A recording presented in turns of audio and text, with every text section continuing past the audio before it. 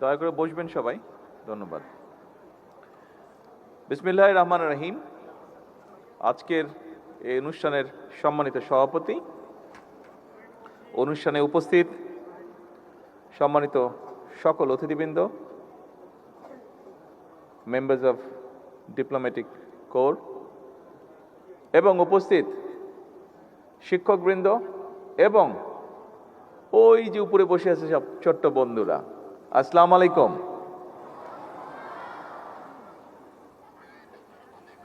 এখন ছোট বন্ধুরা, আমাকে একটু কিছু বলতে হবে। তো তার আগে আমি একটু জানতে চাই, এই যে এতক্ষণ একটা 1 ঘন্টার প্রায় আমরা একটা অনুষ্ঠান দেখলাম, তোমাদের বন্ধুরাই পারফর্ম করেছে অনুষ্ঠানগুলা, কেমন লাগলো তোমাদের? অনেক মজা লেগেছে? তোমরা তো করেছো, তোমাদের তো মজা লাগবেই। আর যারা উপরে দেখেছো, তোমাদের কেমন লাগলো? তোমরা কি চাও এরকম আরো অনুষ্ঠান করতে? ভেরি গুড, ঠিক আছে, আমরা ইনশাল্লাহ অ্যারেঞ্জ করবো যাতে আরো বেশি এরকম অনুষ্ঠান করা যায়। সম্মানিত সকল উপস্থিতিবৃন্দ এবং শিক্ষকবৃন্দ, আজকে এখানে শিক্ষকবৃন্দই বেশি আছেন খুব সম্ভবত, আমি যতটুকু ধারণা করতে পারছি। সারা বাংলাদেশে বিভিন্ন প্রাইমারি স্কুলে শিক্ষকবৃন্দ আছেন। আজকে আমার কাছে মনে হয়েছে যে হ্যাঁ, অনুষ্ঠানটি, এই যে অনুষ্ঠান স্থলটি, এটার নাম হয়তো চীন মৈত্রী সেন্টার, বাট আমার কাছে মনে হয়েছে এটার ভেতরে আসার পরে এবং এসেই যখন প্রথমে বৃক্ষরোপণ করলাম, সাথে সামনে একটা মনিটর ছিল, সেই মনিটরে অনেকগুলো স্কুল পার্টিসিপেট করছিল বিভিন্ন উপজেলা থেকে, বিভিন্ন জায়গা থেকে, এবং যতটুকু জানতে পেরেছি প্রায় 2 লক্ষ বৃক্ষ আজকে এখানে রোপণ করেছে সারা বাংলাদেশে, প্রায় 2 লক্ষ। এটা যেমন একটি বিষয়। তারপরে আসলাম প্রায় সবগুলো জেলা থেকে, প্রায় 64টি জেলার সবগুলো জেলা থেকে এক একটি করে স্টল ছিল, এবং সেই স্টলগুলোতে দেখলাম আমাদের বন্ধুরা, ছোট ছোট বন্ধুরা প্রাইমারি স্কুলের এবং সাথে টিচাররা কি সুন্দরভাবে স্টলটি সাজিয়েছেন, কে কিভাবে কার স্কুলে কি করছেন, তারা তাদের স্কুলটা কিভাবে চালাচ্ছে, কি কি উদ্যোগ নিয়েছে, কি কি কাজ করছে, সব কিছু খুব সুন্দরভাবে বিভিন্ন জায়গায় ফুটিয়ে তুলেছে। তারা বিভিন্ন জিনিস তৈরি করছে, বাচ্চারা সেগুলো তারা ফুটিয়ে তুলেছে। তারপরে এখানে আসলাম, এখানে বিভিন্ন রকম আমরা গান শুনলাম, আমাদের ছোট বন্ধুদের কবিতা আবৃত্তি শুনলাম, নাচ দেখলাম, বিভিন্ন রকম ডিবেট দেখলাম, আমরা বিভিন্ন রকম পারফরমেন্স দেখলাম। পুরো জিনিসটা আমার কাছে মনে হয়েছে একটি কারখানার ভিতরে আমি ঢুকেছি, যেই কারখানাতে তৈরি হয় বাংলাদেশের কারিগর। আগামী দিনের বাংলাদেশ যারা গড়বে, আগামী দিনের বাংলাদেশ যারা তৈরি করবে, সেই কারিগর তৈরির কারখানাতে মনে হয় আমি আজকে এসে দেখলাম। আজকে এটাই হচ্ছে আমার সবচেয়ে বড় পাওয়া। আমরা যারা এতদিন বিভিন্নভাবে চেষ্টা করেছি আমাদের দেশকে গড়তে, আজকে এর মধ্যে আরও কয়েকটি অনুষ্ঠান আমি দেখেছি। কিছুদিন আগে 20শে জুন খুব সম্ভবত আর্মি স্টেডিয়ামে, তোমরা যারা আছো প্রাথমিক বিদ্যালয় থেকে এসছো, তোমাদের অন্য বন্ধুরা প্রায় 22 লক্ষ বন্ধুরা এখানে, বিভিন্ন টিচার আছেন প্রাথমিক বিদ্যালয়ে, আপনারাও নিশ্চয়ই ওয়াকিফল আছেন, এই ব্যাপারটা জানেন যে বাচ্চারা খেলাধুলায় অংশগ্রহণ, ফুটবল ম্যাচ ছিল এবং প্রায় সারা বাংলাদেশে 22 লক্ষ বাচ্চারা খেলেছে। সেই অনুষ্ঠানে আমি ছিলাম, মানে যখন ফাইনালটা হয়েছে আর্মি স্টেডিয়ামে। এর বাইরে এই চীন মৈত্রী এখানে হলেই কিছুদিন আগে ইনোভেশন একটা প্রোগ্রাম হয়েছে, সায়েন্স ফেয়ার টাইপের, সেখানেও হাজার হাজার বাচ্চারা সারা বাংলাদেশ থেকে পার্টিসিপেট করেছিল। আর আজকে সব কিছু মিলিয়ে মনে হচ্ছে সত্যিই একটু হয়তো আমাদের বেগ পেতে হচ্ছে, কিন্তু ইনশাল্লাহ আমরা বাংলাদেশকে একটা সুন্দর দেশ গড়তে যেই কারিগরদের লাগে, সেই কারিগরদেরকে আমরা গড়ে তুলছি আস্তে আস্তে। সম্মানিত উপস্থিতিবৃন্দ, শিক্ষকবৃন্দ এবং আমার বন্ধুরা, তোমাদের সাথে, আপনাদের সকলের সাথে আমি আমার 2-1টি বিষয় একটু আলোচনা করতে চাই। নিশ্চয়ই আপনারা কম বেশি সকলে অবগত আছেন যে আমরা সরকার গঠনের আগে আমরা বলেছিলাম শিক্ষা ব্যবস্থাটাকে আমরা কিভাবে গড়ে তুলতে চাই। আমরা বলেছিলাম শিক্ষা ব্যবস্থাটাকে, বিশেষ করে প্রাইমারি শিক্ষাটা, সকল সময় আমি বলেছি প্রাইমারি বিদ্যালয়ের শিক্ষক এবং প্রাইমারি বিদ্যালয়ের শিক্ষার্থী, এই 3টা অসম্ভব ইম্পর্টেন্ট একটি বিষয় দেশকে গড়ে তোলার জন্য। যেমন শিক্ষকদের পাশে এসে আমাদেরকে দাঁড়াতে হবে, আমরা জানি শিক্ষকদের কিছু সমস্যা আছে তাদের, সেটি আমরা চেষ্টা করছি সেই সমস্যাগুলোকে অ্যাড্রেস করতে। একই সাথে আমরা যদি আজকে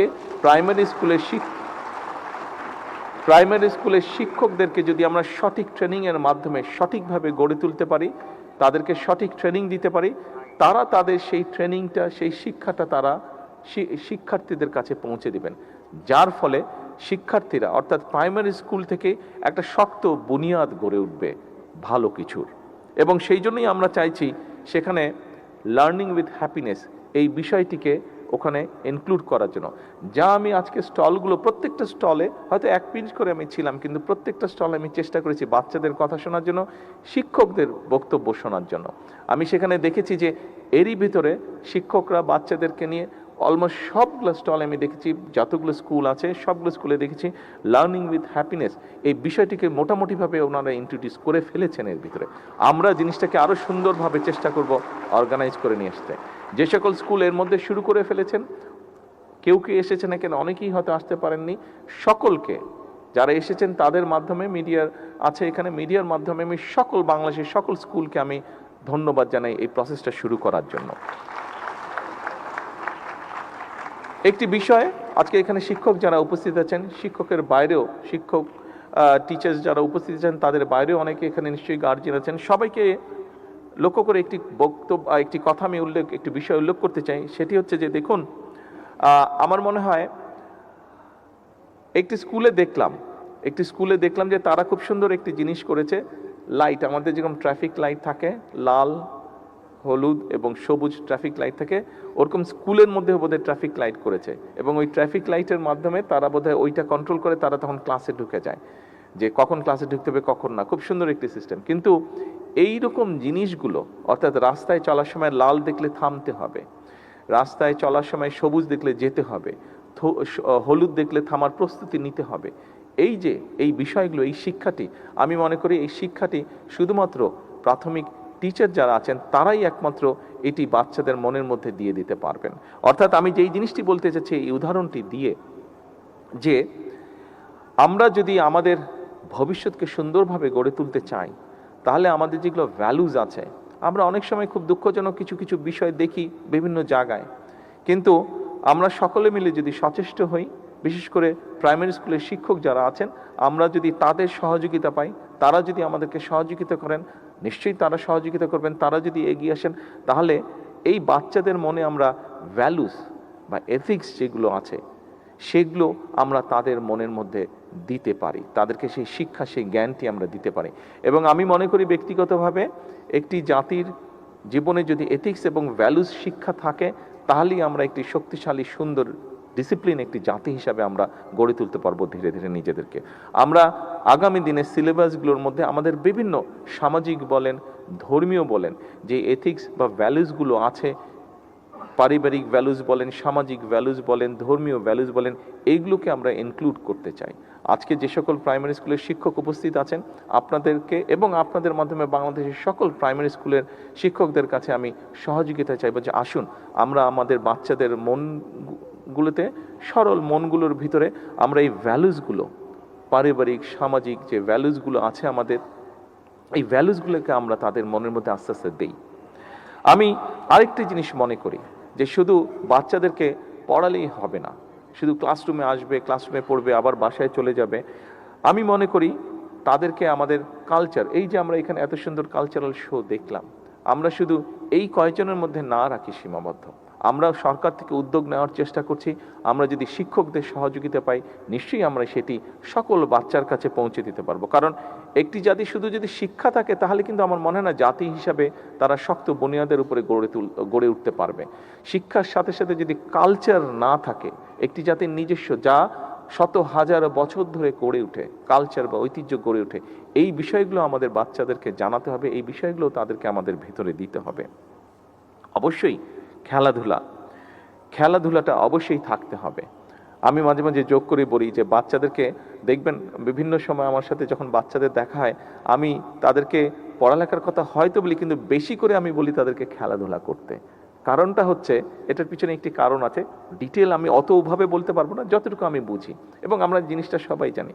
আমরা যখন খেলাধুলা করব, দৌড়াদৌড়ি করব, স্বাভাবিকভাবে আমাদের রক্ত চলাচল বাড়বে, আমরা শ্বাস নিব এবং রক্তের মধ্যে অক্সিজেন বেশি যাবে। অক্সিজেন যখন বেশি যাবে, রক্ত চলাচলটা আমাদের ব্রেইনের মধ্যে যাবে এবং ব্রেইনের মধ্যে যখন যাবে, ব্রেইনটা মোর এফেক্টিভ হবে যখন সে মোর অক্সিজেন পাবে। সেই জন্য আমি বলি যে বাচ্চারা তত শার্প হবে। খেয়াল করে দেখবেন অধিকাংশ ক্ষেত্রে বাচ্চারা তখন বেশি শার্প হয় যখন বাচ্চারা বিভিন্ন অ্যাক্টিভিটিসে তারা পার্টিসিপেট করে। কাজে আমাদের বাচ্চাদেরকে যদি শার্প করতে হয়, তাদেরকে অবশ্যই খেলাধুলা, কালচার, এইসব ইভেন্টে তাদেরকে আরও বেশি পার্টিসিপেট করাতে হবে।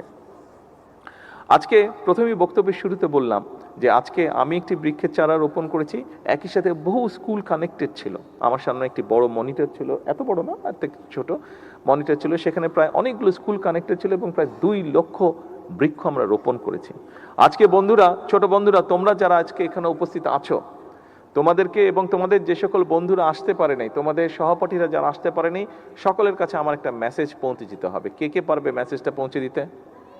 হ্যাঁ, thank you very much, thank you very much. মেসেজটা কি? আচ্ছা ঠিক আছে, এখন মেসেজটা শুনতে হবে। Thank you, thank you, thank you. আচ্ছা ঠিক আছে, তোমরা পারবে উপরে যারা আছো? আচ্ছা, থ্যাংক ইউ সো মাচ। আচ্ছা, ভেরি গুড। মেসেজটা হচ্ছে, এখন থেকে যখন বর্ষা আসবে, আব্বু আম্মুকে বলে রাখবে, টিচারকে বলে রাখবে যে যখন বর্ষার সিজন আসবে, প্রত্যেক বর্ষার সিজনে যতদিন পর্যন্ত তুমি বড় না হচ্ছ, তোমার বয়স যতদিন পর্যন্ত 20 বছর না হচ্ছে, প্রত্যেক বছর একটা করে গাছ লাগাতে হবে। পারবে? হ্যাঁ, তুমি গাছটা রোপণ করবে, গাছটাও বড় হবে, তুমিও বড় হবে, গাছটাও বড় হবে, তুমিও বড় হবে। তখন দেখবে তোমার যেরকম বন্ধু আছে, গাছটাও তোমার মতন বন্ধু হবে। যখন অন্য বন্ধুরা তোমার সাথে আসবে, গাছতলায় বসে গল্প করতে পারবে, গাছতলায় বসে বই পড়তে পারবে, গাছতলায় বসে তোমরা বিভিন্ন অনুষ্ঠানের প্রিপারেশন নিতে পারবে। এই যে গান করলে, এখানে নাচ করলে, কবিতা আবৃত্তি করলে, এরকম অনেক ইভেন্ট তোমরা গাছতলায় বসে করতে পারবে। কাজেই, এবং শুধু তাই নয়, যখন গরম পড়বে তখন গাছের বাতাসে কিন্তু দেখবে খুব শান্তি লাগবে, খুব আরাম লাগবে। আরেকটি বিষয়, এখানে যারা শিক্ষকবৃন্দ আছেন, এর বাইরেও যারা গার্জিয়ানস আছেন, একটি বিষয় আপনাদের নিশ্চয়ই কম বেশি ধারণা আছে, সবার জানা আছে। দেশনেত্রী বেগম খালেদা জিয়া যখন দেশ পরিচালনার দায়িত্বে ছিলেন, ওনার টার্মগুলোতে উনি যেটা করেছেন, আমাদের মেয়েদের শিক্ষা ব্যবস্থাকে উনি ফ্রি করেছিলেন। মেয়েরা যাতে বিনা টাকায়, যাতে বিনা অর্থে যাতে পড়ালেখা করতে পারে। আজকে বিএনপি সরকার দেশ পরিচালনার দায়িত্বে আছে। আমরা সিদ্ধান্ত গ্রহণ করেছি মেয়েদের পড়ালেখার সুযোগ আরও বিস্তৃত করার জন্য। আমরা অনার্স পর্যন্ত মেয়েদের শিক্ষা ব্যবস্থা ইনশাল্লাহ ফ্রি করার সিদ্ধান্ত নিয়েছি। এবং শুধু একই সাথে নয়, প্রাইমারিতে যেরকম আমরা স্টাইপেন্ড দিচ্ছি, একইভাবে আমরা উচ্চশিক্ষার জন্য যারা ভালো রেজাল্ট করবে সেই সকল মেয়েদেরকে আমরা স্কলারশিপও ইনশাল্লাহ দিব।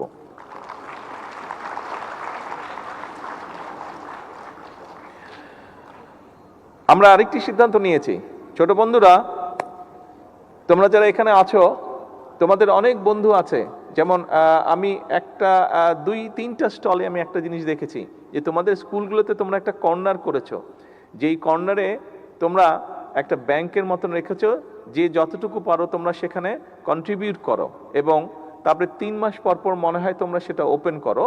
তোমাদের যে সকল বন্ধুরা নতুন কাপড় কিনতে পায় না, তারা সেখান থেকে নিয়ে সেটা কাপড় কিনে, তাই না? তোমরা কে কে জানি করেছো না এরকম? কোন স্কুলে আমি দেখেছি এরকম। ওটাকে কি জানি একটা নাম দিয়েছে ওরা, ভালো কাজের, হ্যাঁ রাইট, ভালো কাজের বক্স, এরকম একটা নাম দিয়েছো। তো আমরাও তোমাদের সেই সকল বন্ধুরা যারা, সবাই তো আর অনেক সময় নতুন কাপড় কিনতে পারে না, নতুন স্কুল ড্রেস কিনতে পারে না, আমরা সেই জন্য সিদ্ধান্ত নিয়েছি, শিক্ষকবৃন্দ এবং উপস্থিত সকল সুধীবৃন্দ, আমরা সিদ্ধান্ত নিয়েছি সরকার থেকে যে আমরা পর্যায়ক্রমিকভাবে বাংলাদেশের প্রাইমারি স্কুলের ক্লাস 1 থেকে ক্লাস 5 পর্যন্ত সকল বাচ্চাকে আমরা নতুন স্কুল ড্রেস দেবো ইনশাআল্লাহ।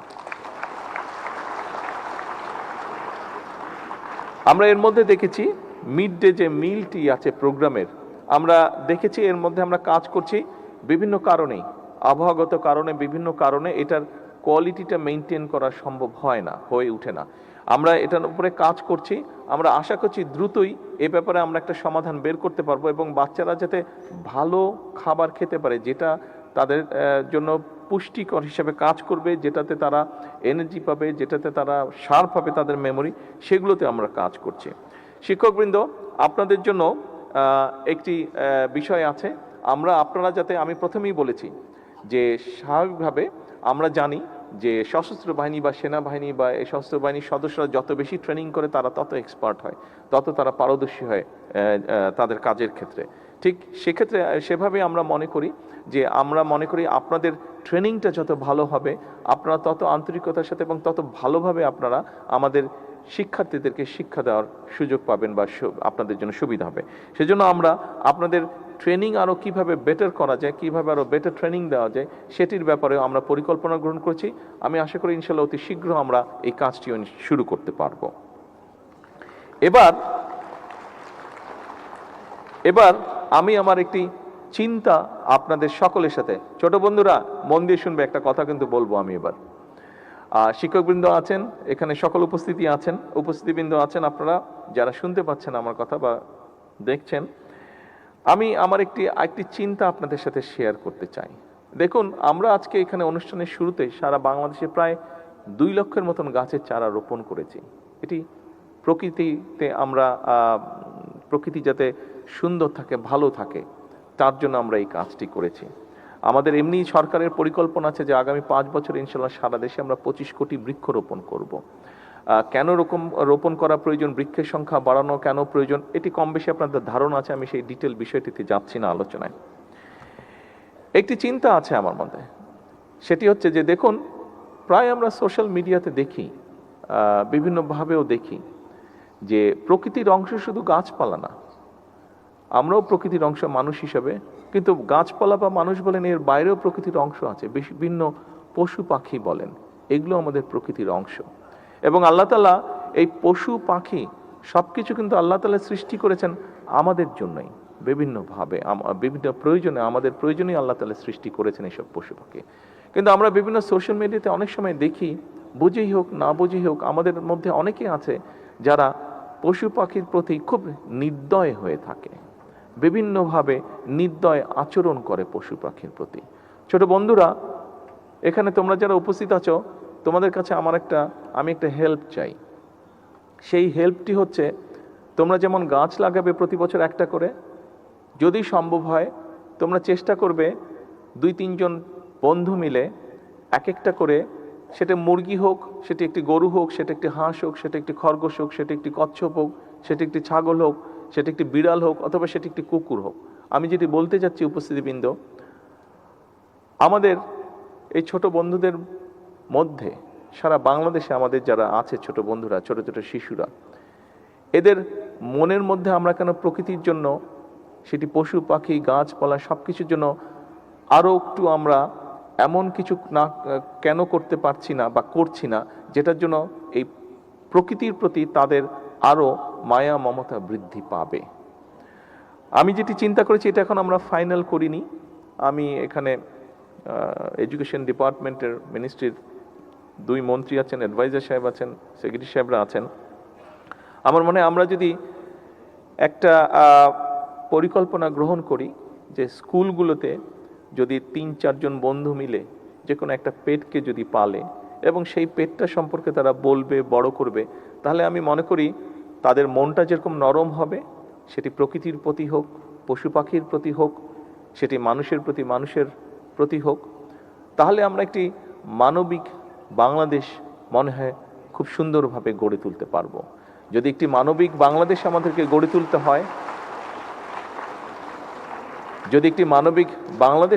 গড়ে তুলতে হয়, তাহলে অবশ্যই আমাদের এই যে ছোট কোমলমতি শিশুগুলো আছে, তাদেরকে আমাদের মানবিক মানুষ হিসাবে গড়ে তুলতে হবে। আমরা যদি মানবিক মানুষ হিসাবে তাদেরকে গড়ে তুলতে পারি, তাহলেই আমরা মানবিক বাংলাদেশ গড়ার ক্ষেত্রটি রচনা করতে পারব। আসুন, আজকের এই অনুষ্ঠানে, আজকের এই প্রাথমিক শিক্ষা পদক এই অনুষ্ঠানে শিক্ষক বৃন্দের কাছে আমার অনুরোধ থাকবে, আসুন আমাদেরকে সহযোগিতা করুন, আমাদেরকে দয়া করে সাহায্য করুন একটি মানবিক বাংলাদেশ গড়ে তুলতে। এই মানবিক বাংলাদেশ গড়ে তোলার জন্য এই মানবিক বাংলাদেশ গড়ে তোলার জন্য যেই সৈনিকদের দরকার, সেই সৈনিকরা কিন্তু আপনাদের কাছে আছে, আপনাদের সামনেই আছে। সেই সৈনিকদেরকে আপনারাই নিয়ন্ত্রণ করেন, সেই সৈনিকদেরকে আপনারাই গড়ে তোলার কারিগর। আজকে সেই কারিগরদেরকে যাতে আমরা মানবিক কারিগর হিসেবে গড়ে তুলতে পারি, সেই প্রত্যাশা, সেই সহযোগিতা, সেই সাহায্য চেয়ে শিক্ষকদের কাছে, সেই সাহায্য চেয়ে আমি আমার বক্তব্য শেষ করছি। আল্লাহ হাফেজ। বাংলাদেশ জিন্দাবাদ।